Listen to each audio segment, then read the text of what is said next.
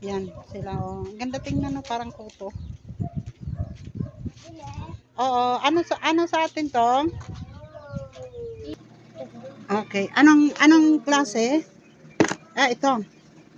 Wow. Ano daw? Ito daw po. Ha? Ito daw po. Ah, chocolate.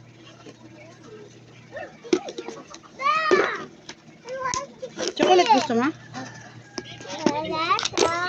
Ano bang? Oo. I-post ko na po ba sa YouTube? Oo. O, tama na to. 5. 3-5 ang ano eh. Ang stay ko.